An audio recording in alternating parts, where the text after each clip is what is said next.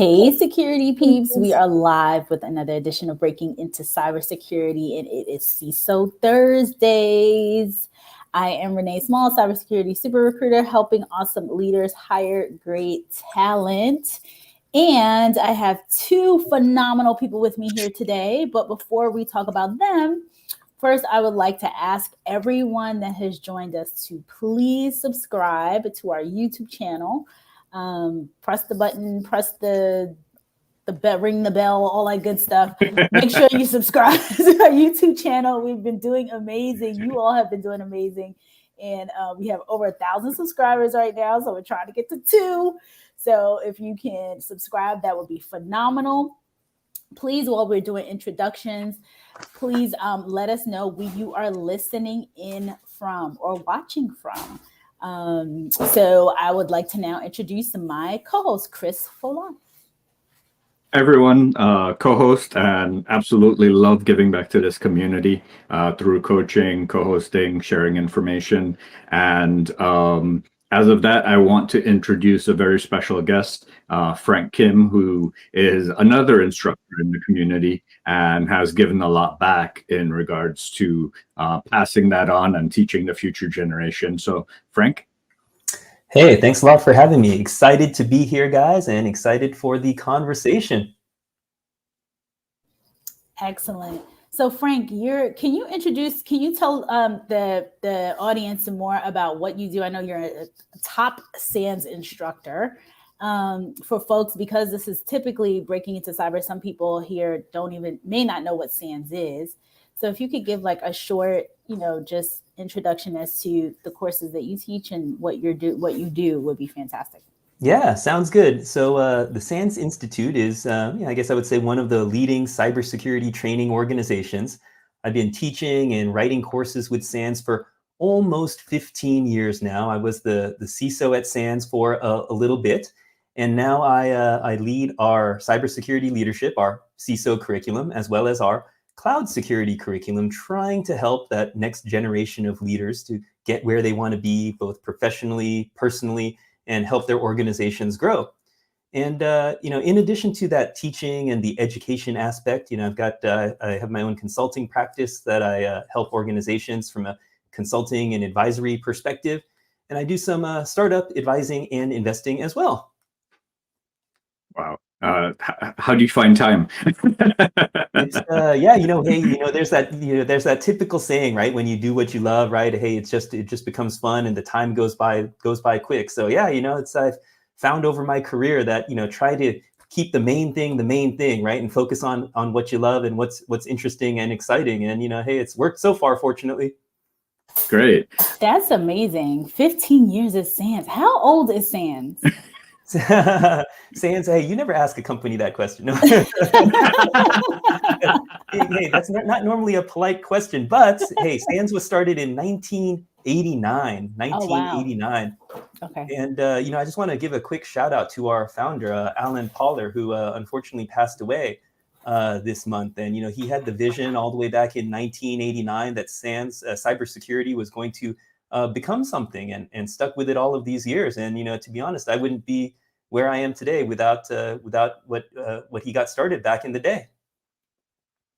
Wow. I know one of the things that we recently interacted about prior to the show was the leadership summit and some of the cool ideas that were exchanged through that. Do you want to give a highlight of what that summit was and some of the cool takeaways from that? Yeah, Chris. I know you attended that summit. It was really popular, our cybersecurity leadership summit. And what we found over the years, in the last even 5 years, handful of years, you've got a lot of people entering security. You've got a lot of people coming in from a technical background, but as they progress in their careers, as the organizations they're at grow, well, there's this need to go beyond those technical skills and make connections with the business, with other C-level executives. And the summit was really about, well, what are some of those best practices on structuring your program, building your program, executive communications, communicating with the board, understanding other requirements like privacy, like legal, like those key governance aspects. And what we've also found is there's a whole slew of talent that is out there in the marketplace, from people from diverse backgrounds and different organizations. And we really saw that highlighted at the summit. And we had nearly 4,000, 5,000 people register at any one time. There was 2,000 people logged in at any one point in time. So it was great. It was really great to see the energy around that summit. Yeah, I mean, some of the cool takeaways that I liked from that summit was there were role models and examples of individuals who have broken in from different fields, as well as them sharing their own experiences as how they transversed growing in their path to share that example for others, as well as promote the ability to look outside for talent. Yeah, exactly. And, we had various discussions, one in particular on building your personal brand, your kind of journey in your career and kind of in your life. And yeah, a lot of key lessons there. Highly encourage people to go back and listen to the recording. It's all, free and online. So yeah, if I think back to my career, I started as an engineer, as a developer, building systems and applications, typing away at my desk all day long. And I really didn't think at that time, years ago, what's the impact that I'm having for, the larger team, the larger organization. And as we move forward, the things that we work on touch more and more people. And so there's an opportunity to kind of help that next generation in terms of their journey as well. And that's what we're all trying to do. That's fantastic. And it's interesting. Well, somebody asked if it's SANS.org. Is that the site? It is SANS.org. Yeah. SANS.org. Okay. Awesome. Excellent. I love to hear that you know, where you started from, because I think people, especially when they're breaking in, they see the folks at the top, they see that you've been at the company 15 years. So it's always interesting to hear the entry, like how you got in, how you became the cybersecurity leader that you are today, and now advisor and master instructor that you are, giving people so much guidance and leadership, and then also doing advising and connecting with the C-suite and sitting in a CISO chair. So this is all very, very interesting. And I know that our audience would definitely like to hear more. Hey, Renee, I think you're being a little bit, you're going a little bit overboard here, trying to make me blush. But it's true. That's what you're doing.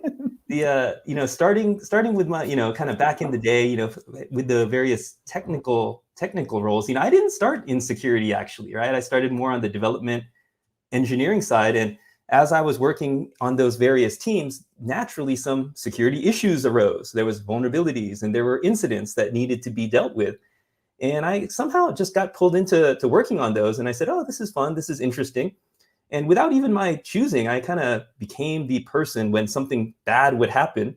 The team would say, oh, well, hey, let's bring Frank in to help. And that naturally led me to working on various different technical areas of security, doing pen testing, assessments, code reviews, building out those corresponding teams, building out consulting teams.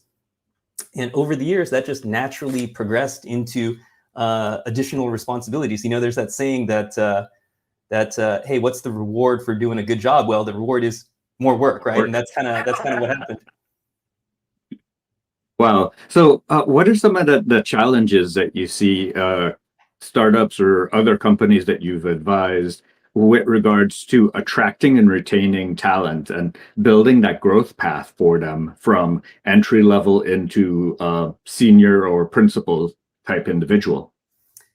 From a security perspective, what differentiates a security leader from any other leader in the organization, right? An HR leader, a finance leader, another business unit leader. And it is that foundational cybersecurity knowledge, right? That is a differentiator.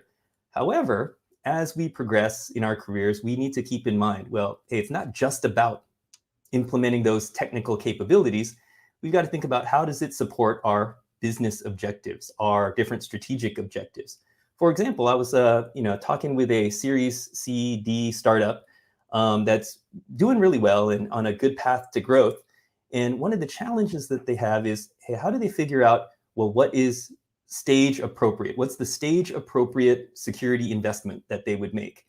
And I've seen some situations where the security leader in these types of organizations, go in and say, hey, well, we need to buy a SIM because we need to improve our monitoring and detection capabilities. So we need to spend hundreds of thousands of dollars on a SIM in terms of the people and technology. Well, the problem with that, though, is that, well, that startup, while it might have gotten a lot of funding, it's working on building its revenue, building its customer base. And so that's one where, hey, I wouldn't probably necessarily jump straight to buying and implementing a SIM.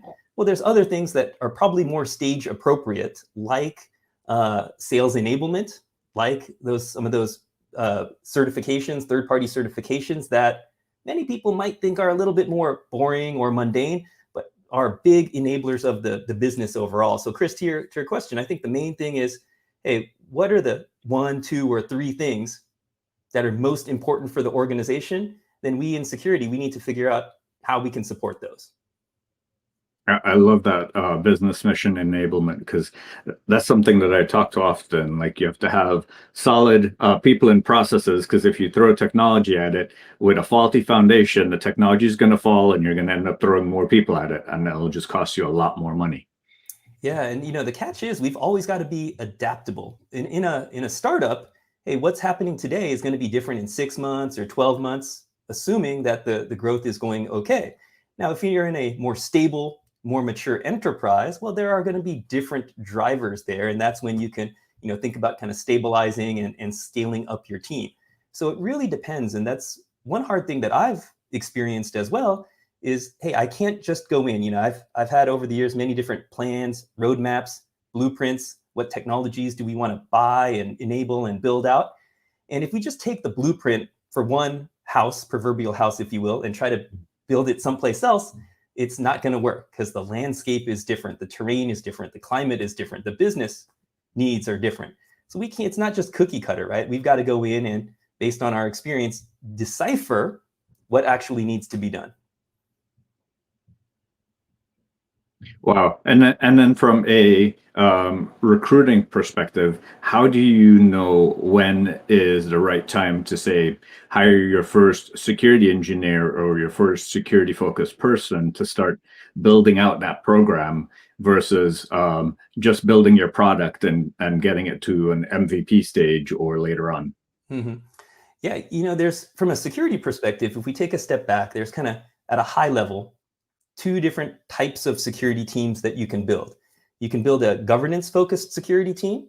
You can build a technology, technical, engineering-focused security team. Now, I think we know that, hey, we need both, but there are differences in terms of the area of focus. Generally speaking, right, a startup is going to always prefer to have an engineering-based security team. Now, does that mean that you're going to hire a dozen engineers, 2 dozen engineers? No, you're never going to have as many engineers that are on the SRE team, that are on the DevOps team. So really, you want to make sure that you hire that key person that can understand, right? Understands cloud, understands the new technology, so that they can work with the DevOps team, the engineering team, to ideally come up with solutions that the engineering team builds and owns on their own as well. So really, you're pushing out security to the different aspects of the organization. I've always said that as a security leader, I hope my job is to eventually put myself out of a job, because we've built such an enduring culture and process that the rest of the organization can carry forth. I've seen situations where a CISO leaves, some of the key leaders leave, some of the key players leave, and all of a sudden, the security team, the capabilities kind of slowly start to disintegrate. And that's an indication that there wasn't a sustaining culture and process that was built up within the organization. So it's not just with engineering, it's with other areas. Large enterprises and startups, you've got this never-ending stream of these third-party questionnaires, those vendor questionnaires, right, that you might get. And these are challenging, problematic to respond to. Every company seemingly wants you to fill out their specific questionnaire.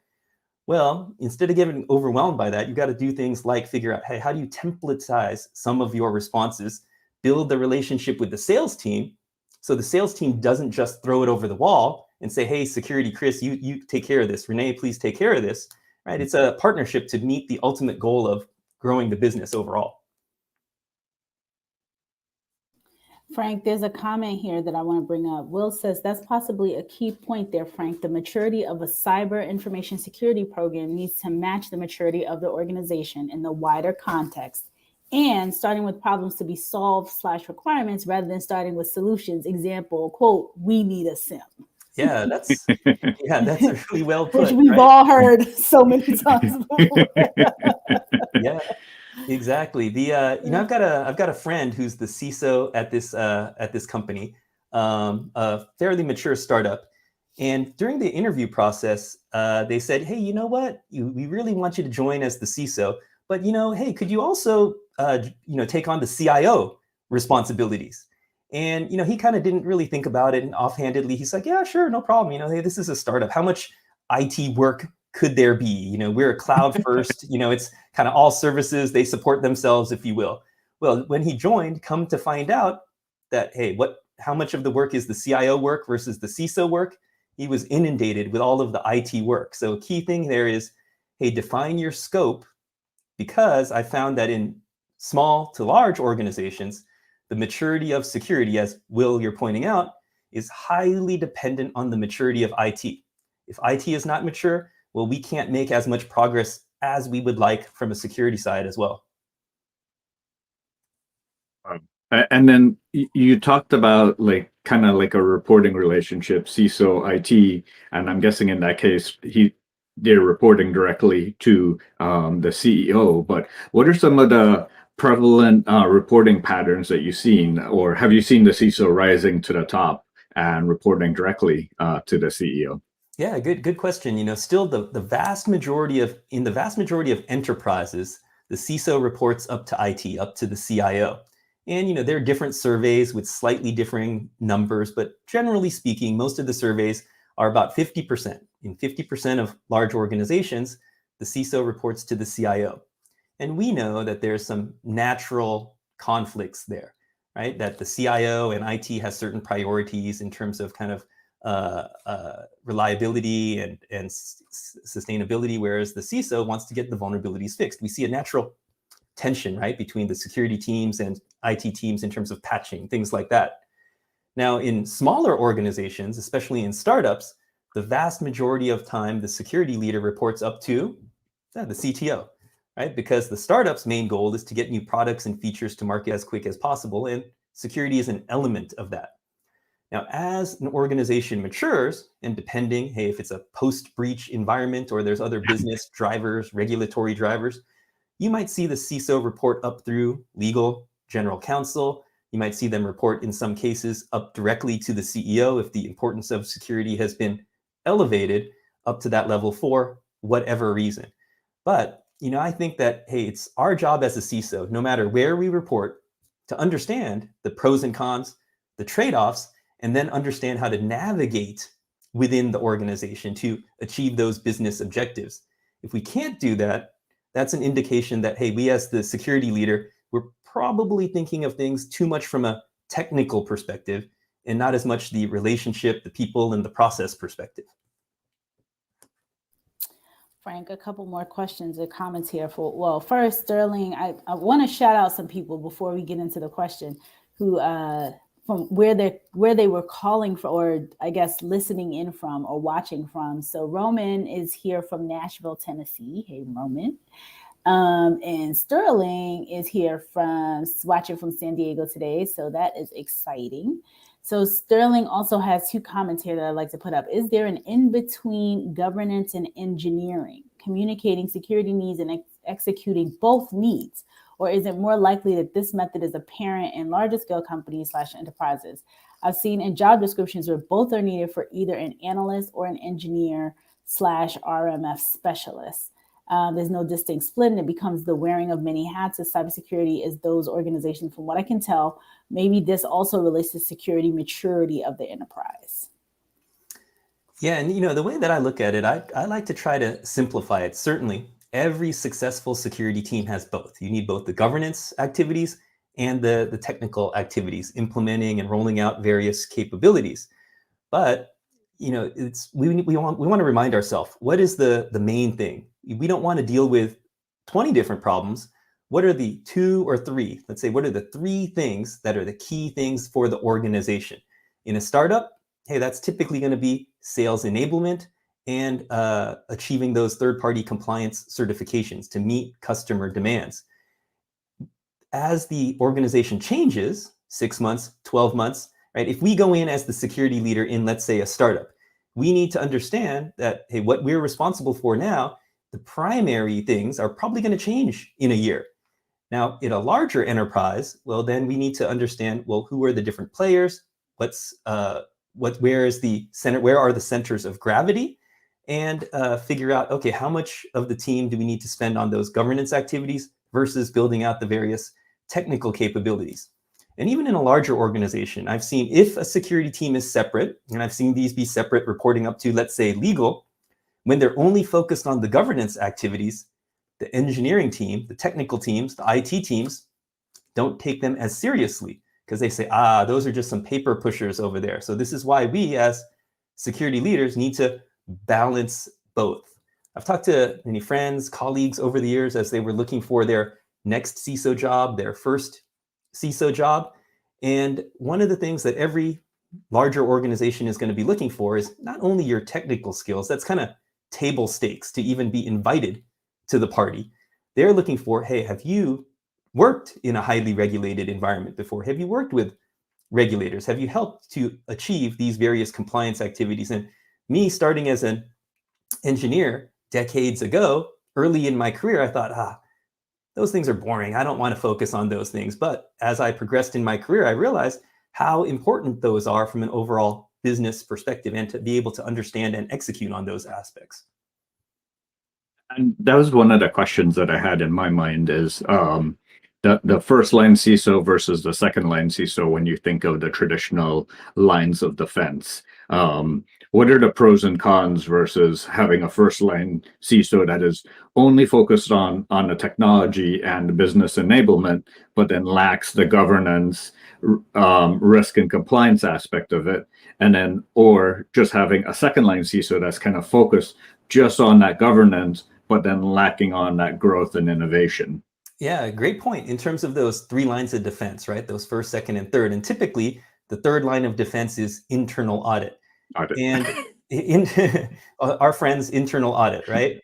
But I've seen, one of my clients, they had, this was a medium-sized financial organization, and they had the head of compliance, which was arguably the second line of defense. That person, it was the same person that was also the head of internal audit, the third line of defense. So a natural overlap and a conflict there. And the way that they explained that to the regulators, because the regulators came in and said, hey, this is not usual. They said, hey, given the stage of growth of our company, our size, where we are, we're growing rapidly, we have made the decision to purposely have those responsibilities be under one person. But as we grow, we know that we are going to make a change and split that out. Now, going back, Chris, to your point, between the first line and the second line, where the CISO might have responsibility for both, right? This is where, some organizations, as they've matured, they've specifically said, let's have that leader focus on what they're good at. Maybe the CISO is a little bit more technical. If so, great, build out those security operational capabilities. But you know what? Let's have a separate person, might be the chief information risk officer, chief risk officer, CSO, chief security officer, that takes on some more of those governance responsibilities. So it's really, hey, what are the organizational pain points and what are the pros and cons? And there's different ways to solve that. And I think we as security professionals, we kind of need to take a step back and say, hey, which situation am I in, right? And what would be most appropriate for the company? So the key question, the way to always frame this back is not what budget am I missing? How many more people do I need? Not what more tools do I need, is always bring it back to, well, what's going to help the company or not? And that will really help you in your career as you move forward. Wow, I love that summarization. Same here. Sterling says the same thing. This is a great help, Frank. I sure appreciate your response and comments.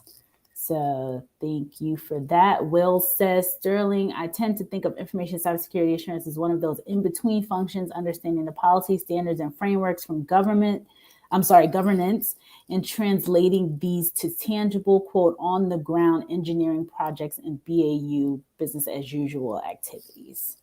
So I agree, Will. And then Ed is here from Corpus Christi, Texas. Hey, Ed, what's going on down in Corpus Christi, Texas? So this is such great conversation here. Just describing all of the components and where things fit in, especially when it comes to, our audience, which tends to be folks that are trying to break in.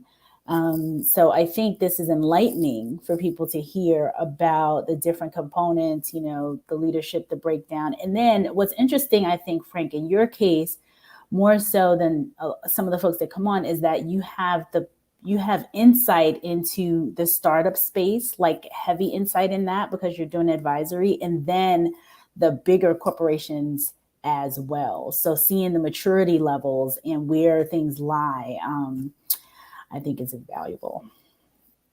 And to kind of target a question for our audience, what are some of the ways that individuals from, say, different diverse backgrounds can now pivot into cybersecurity from your perspective and use their transferable skills?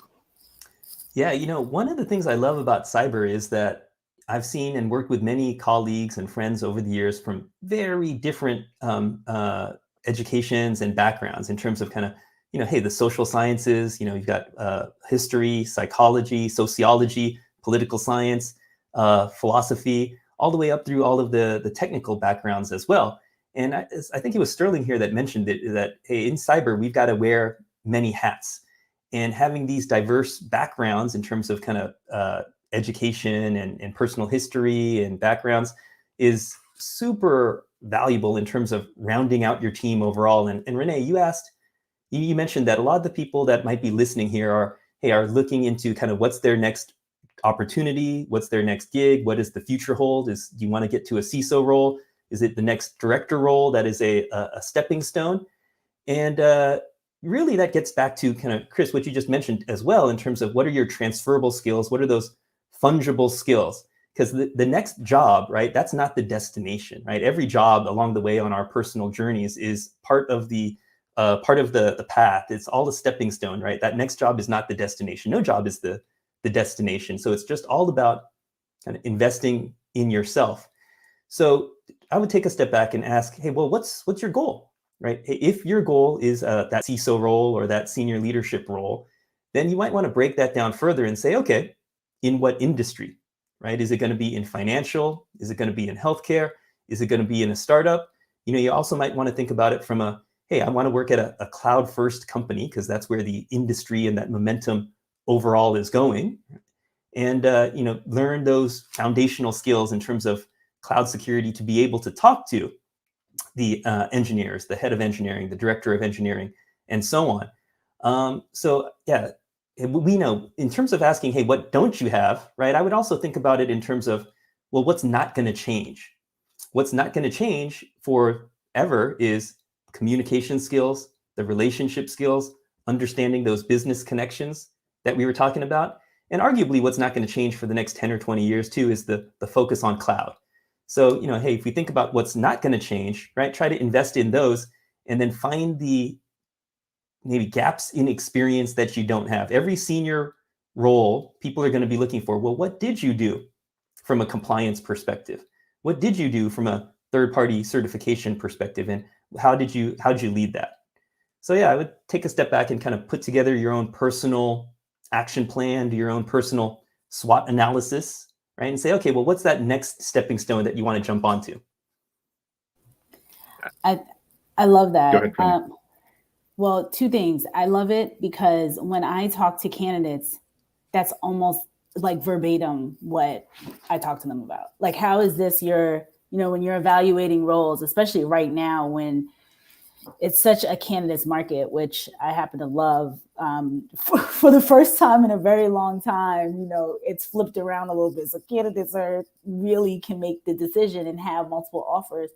And so the question is always like, how is this role going to get you to your destination? So I absolutely love what you, the comment that you made there. And Laura says, quote, no job is the destination. That's definitely going on vinyl lettering in the office. Awesome. It's totally it. It's like getting to the destination. What's the end goal here? So I love it. Nice. And, years ago, I was interviewing for a CISO position, and they offered it to me. But, there was just something in my gut that I was like, I don't know, something just doesn't feel right. And it was more about the what I thought the relationship might be with that person that I would be reporting to. And I couldn't put my finger on it. And I decided to pass on that particular opportunity. So, a lot of times we think about kind of compensation, we might think about the commute, we might think about some of these hygiene factors, right? And, if that's the current priority, you got to know going in that, hey, that might not last. Maybe you'll do it for a year, but what's more important are those long lasting factors in terms of, hey, are the people that you're working with going to support you? Are you in the role for the right reasons? And are you going to be able to have that good working relationship? Now we do see, hey, the various surveys have been done. What's the average CISO tenure, right? 18 months, 24 months? Part of it is because, as Renee, you said, there are so many opportunities out there. Explosion in CISO roles, senior level roles over the last handful of years. But it's okay in terms of it being that stepping stone. But really, making that plan and thinking, hey, what are you going to get out of that particular role? I've been in situations where, it wasn't the best company or it wasn't the best environment. So I always try to remind myself, okay, well, what is that fungible skill and experience that I'm learning even in this challenging situation that I could take and bring someplace else? As a coach, oh, sorry. No, go ahead, Chris. I was going to say, as a coach, that's one of the things that I remind my clients is that find a way to tell a story from your past about what you learned from it, because it might have been a horrible experience, but at least you learned something from it. Like you learn compliance, you learn to work with executives and individuals at the C level. You learn to do those presentations. What did you learn from it to make that an experience worth telling versus, oh, that it was a horrible culture and I left because the commute was too long.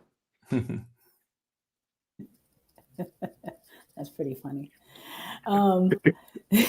Yes. And the thing is, I think that out of those challenging situations, it makes you stronger. It makes you better, more resilient, better able to tackle bigger problems, because companies hire you because they have a problem they're trying to solve.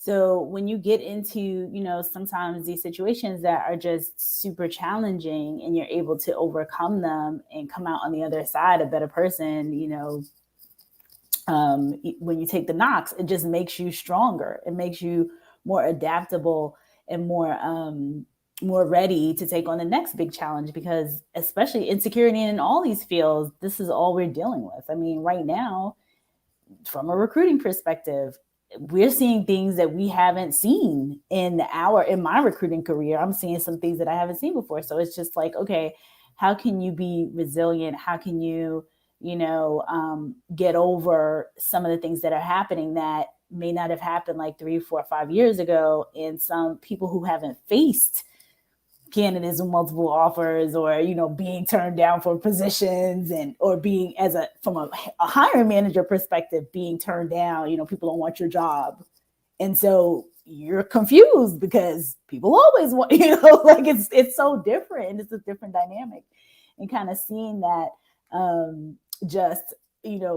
because I, for example, had been through these types of situations where people turn down jobs over and over again until you finally, you have to keep plugging away until you fill it. It's different. And having been through challenging situations before, it make me more, or easily, I won't say easily, but it's easier to deal with now. So, translating it over to security, and that would be a transferable skill for someone. So if you're watching this show and you're thinking, oh, I've overcome something as in a different environment or a different situation, how can I use that for security? These are the types of stories that you can. So Roman makes a point: resilience and the ability to rebuild oneself, especially facing crisis, are absolutely priceless attributes. It's absolutely right. That's why we have so many veterans in security. Like, if anyone knows how to be resilient and rebuild oneself, you have been in the military. I haven't, but that's what it is. Yeah. Hey, Renee, you mentioned a lot of great points, and reminded me of something where over the years there have been times where some people on my team, you have those regular conversations of, hey, what do you want? Where do you want to go? Where do you want to be in 3 years, 5 years, and so on. And sometimes people say, well, Frank, hey, I want your job. And I say, well, hey, that's great, right? Let's talk about that. Let's figure out, hey, what that would take. Because to be honest, if I'm doing the same job in 5 years, right, exact same job, then I'm probably not growing. If that person's doing the exact same job in 5 years, they're not growing as well. And, having been doing this for quite a long time, looking back, what's most rewarding, I think we would all say, is looking back and seeing, hey, people that maybe you worked with or directly that were on your team, you worked for, or that you inadvertently touched, that hey, they've gone on to other things, right? And having some small part in that overall. Now there's a book called the Go Giver, right? And it's a very good read, and I have to remind myself, challenge myself to try to incorporate those things in my daily life. But the point of that book, The Go Giver, is really, to sum it up, is, hey, how do you provide value to others? How can you help others without looking for necessarily anything in return, right? And that over time, right, that builds up that karma, that goodwill, that, hey, that's going to come back in spades, even without us knowing about it or even explicitly. That's one of the amazing things that I love about this podcast. I mean, we've been doing it for over 3.5 years now, and to see some of the first guests that we had and how their career has evolved over the past 3 years and the different routes they took and just where they are now, like, we weren't responsible for that, but seeing that growth, getting that connection with them and following their careers just has been amazing. I agree with that. I think that watching the growth is so important for people who not only for us, seeing it is exciting, and watching folks grow is exciting, but for the people who are now coming in looking to break into the industry, to see that, this person who had zero experience 3 years ago, and now they're a leader, they're a manager, and they've made these pivots and they've grown in their career. And folks that were just, interns and students who are now, well on their way into their cybersecurity professionals now. They have experience. They're taking other people under their wings. It's just really, really great to see the evolution. It's nice. Frank, one of the questions that I have for you is, like, what could we do to increase that future pipeline? I mean, oftentimes individuals have decided what they want to do for their career by the time they got to college, by the time they're done with high school. How can we increase the awareness of cybersecurity as a potential career while still giving cyber awareness to students in high school and potentially even younger? Man, well, hey, first off, maybe people today are more prepared than I was, but I had no idea what I wanted to do after high school. I was like a month away from graduating from college, and I had no idea what I wanted to do. And so for me, it just kind of naturally evolved, right, in terms of getting involved in technology and security.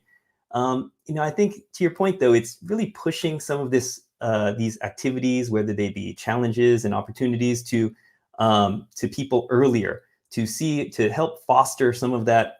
I'll just call it maybe the hacker mindset, if you will, that mindset where you got that curiosity, right? Security is all about that curiosity. How are things supposed to work and how do they not work? And opening up some of that curriculum to colleges, to high schools, to people even younger than that, in terms of various challenges and events that you might have. I was so proud. My daughter, one of my daughters, she's 11, and she came up to me and she had written on her whiteboard. She created this very basic cipher, right, and had encrypted a message, right, and that was very cool. And I shouldn't have been surprised because on their devices we have screen time protection so that they can't go over a certain number of hours. but she's successfully brute forced guessed the screen time password, and she has successfully tricked us into entering the screen time password while she was doing a screen recording, right? So she was doing surveillance on us, right, to get to what she wanted to achieve. So I think it's things like that, right, are good indications. And total guess, security professional. Get yeah, her a job absolutely. today. Like society has evolved to where a lot of the things that were quote unquote not protected, no laws, no nothing, no guidelines when you and I were younger, to now where they're starting to become laws and regulations. How do we provide that younger generation with a playground to explore while still keeping them within the legal confines of what's acceptable, but still the ability to have that hacker mindset? Yeah. I mean, different countries have differing levels of rigor around some of those laws in terms of restricting access to hacking tools and so on. Definitely being in security, right? I mean, hey, there's some clear lines that you don't want to cross in terms of targeting companies, systems that are on the web. Good news is that there are a ton of free tools out there, right? There's a ton of different free systems, purposely vulnerable applications that you can learn to understand how security works and doesn't work on these various systems. So I think, hey, if you're just getting started, really just downloading, playing with some of those tools, getting familiar, meeting people in the community and kind of learning from them. It's those types of things are a ton of opportunities compared to even when I started some years ago. It's just amazing how much stuff there is out there now. Agreed. Everyone's laughing at your daughter. So Lars says, amen. That was back when you were telling the story about your daughter. And Roy said, it's brilliant. How old? Oh, yeah. She did that when she was 10. Awesome. And then, like, providing a curriculum, do you see that organizations are reaching back to those schools, reaching back to some of the different educational systems to provide extra guidance on how to develop those cyber curriculums so that they could create themselves that top talent pipeline once they do graduate from schools?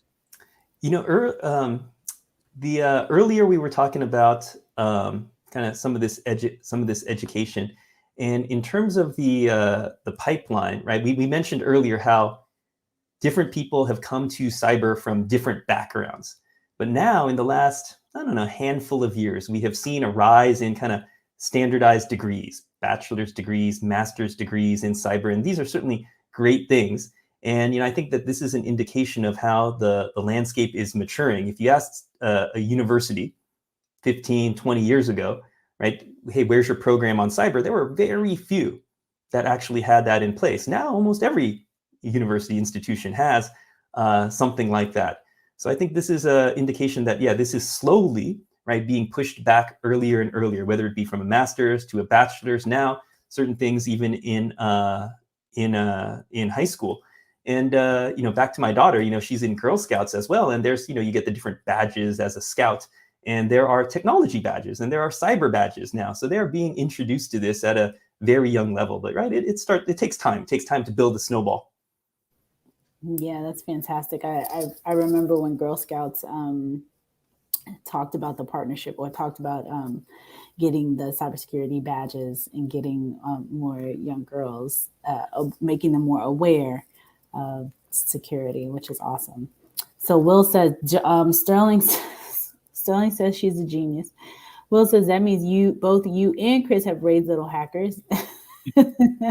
and he said, quote, Daddy, I may have accidentally reached NASA. Oh my gosh, I love these kids.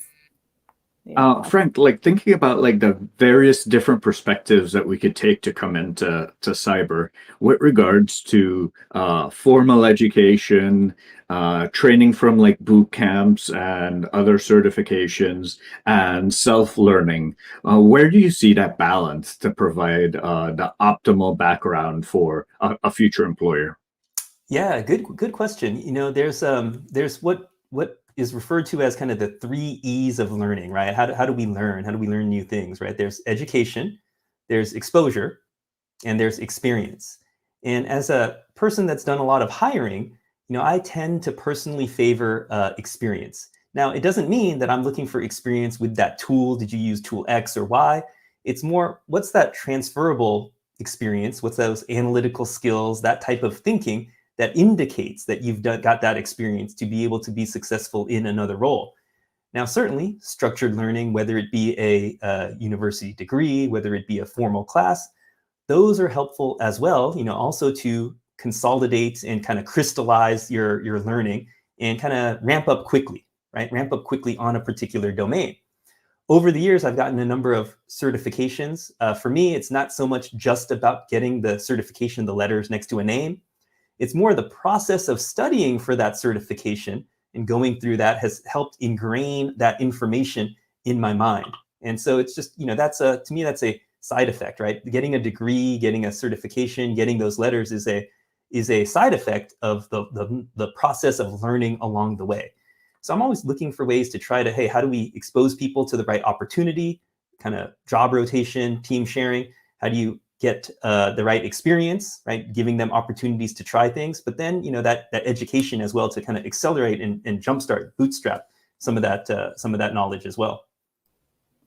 You made a comment about experience, how you typically would look for that first, which is aligned with almost every hiring manager that I've spoken with.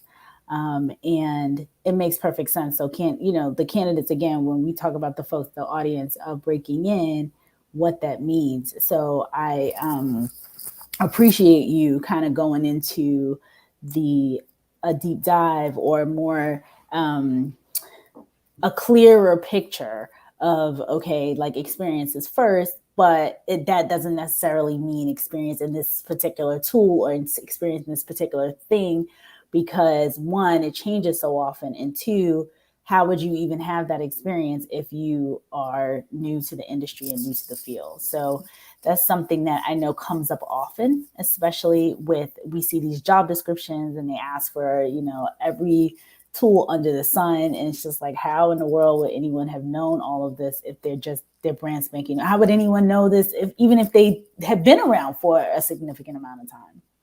So a good couple of comments are in here right now. This person says, on the topic of surveillance and all of us track 24/7 on our smartphones, can you talk about implications to privacy and security? As a startup in that space, we're trying to grow that awareness. Yeah, great question. Huge area, with the focus on the security side, right? Those are kind of controls around protecting, securing our data and systems. Now, the privacy side, right? A lot of that is really about giving our users the choice, right? So we've got a little Venn diagram here. If you can conceptualize, hey, we've got our privacy policy, we've got the right to be forgotten and those things, but where privacy and security overlap in the middle here is things like access control, things like authorization, things like data encryption, protection, and so on, data minimization. And to your point, it sounds like you're as a startup in that space. Well, where is this going? As we've seen, security is getting more and more automated, and privacy in terms of our compliance and audits and so on. Well, ideally, we're getting to a space where we can piggyback on some of that automation where we've got continuous compliance. Instead of it being a once a month, once a quarter, once a year checkbox type of event, hey, now we've got to think about how do we build privacy in to the process overall in terms of privacy engineering. Now, who knows what the future holds, but I think that, hey, there's an opportunity here from a privacy perspective that, hey, there's a little bit more of tools that have this paved road that they will enable us to build privacy into our activities going forward. And to add to that topic, I would say for companies to think about what was a use case that you gathered the data for, what was the permission that you got to use the data for, and then how can you consider that in future decision making? So if it was okay for marketing, was it okay just for marketing for a year, for 2 years, for 3 years, or is it okay for marketing and to share with all of your partners? Like, think about those use cases as well. Mm-hmm. Yeah, good point. Yeah, the consent, right? What are the use cases? So Roman asks, SANS curriculum is amazing, prohibitively expensive for some of us without our employee support because he's not yet in the field, but amazing indeed. So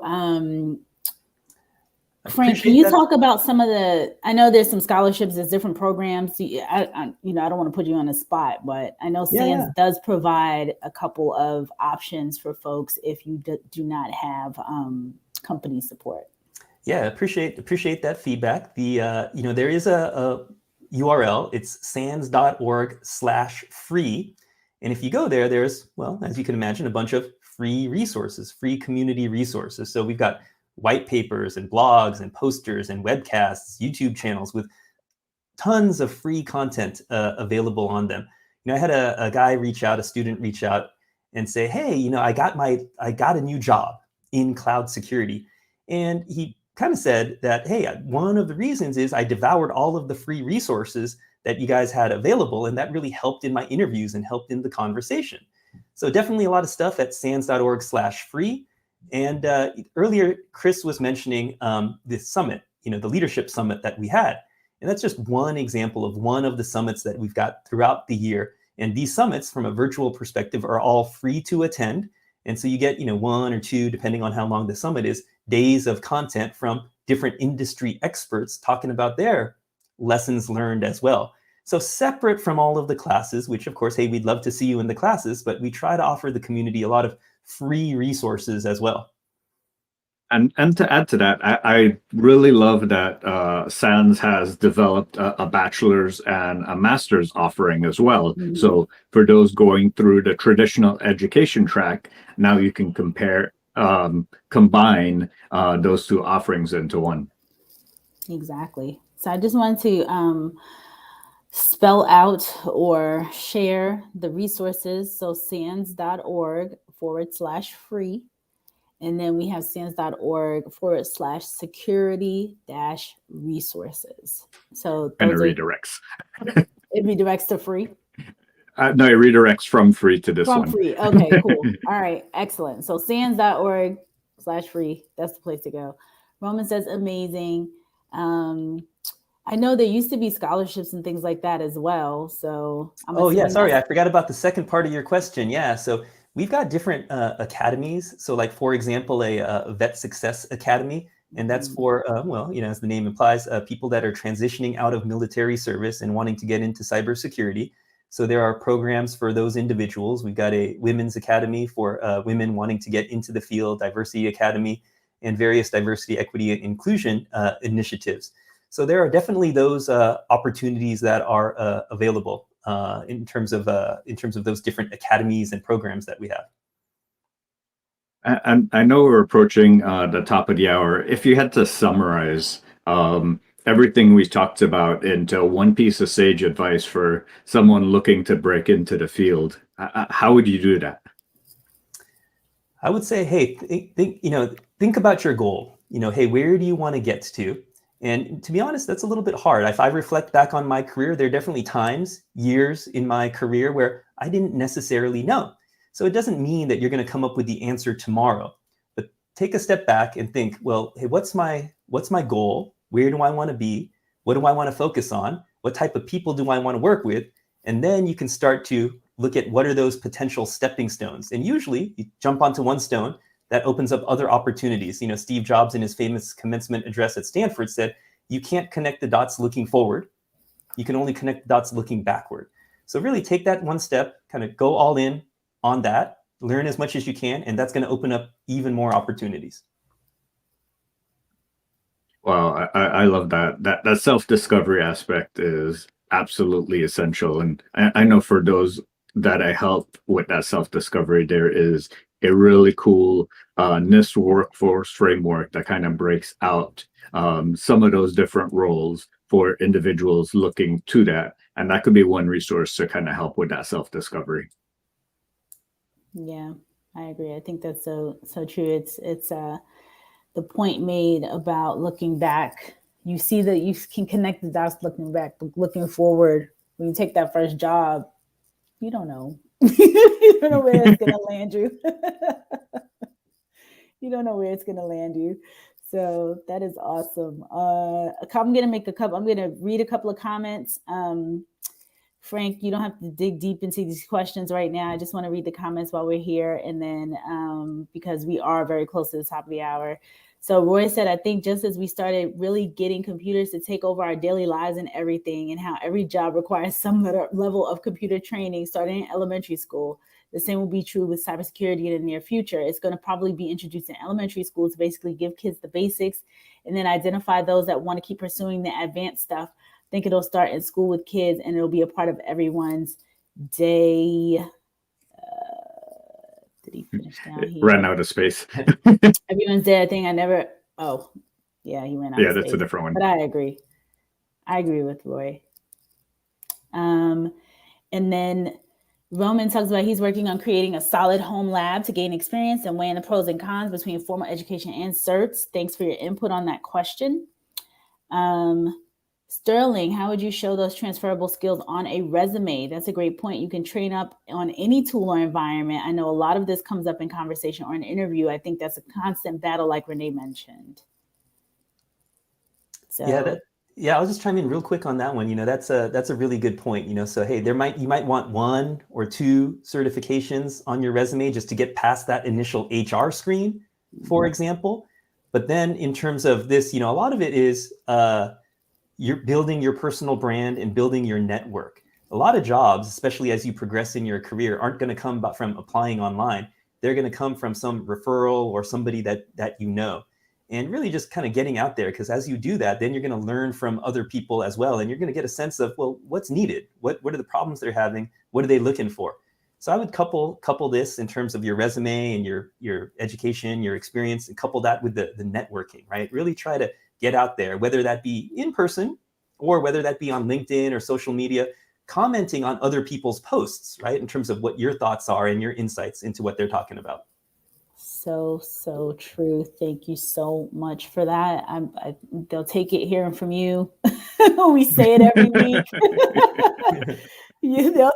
They'll take that information coming from you. Hopefully, building that network is so key, because resumes, they are going to go through an HR filter. I'm on the other side of HR. If I'm looking for a role and I'm not seeing what I need in that position, most likely just not even going to hit my radar. So you definitely want to network. And anyone breaking in, I always say networking should be number 1. Like, obviously getting your baseline education, yes, but number 2 is not submitting resumes. It is purely having people know, oh, Chris is great. Oh, Roman, I know him. I know he was studying this. He's been in my chats. He's been responding. He seems insightful.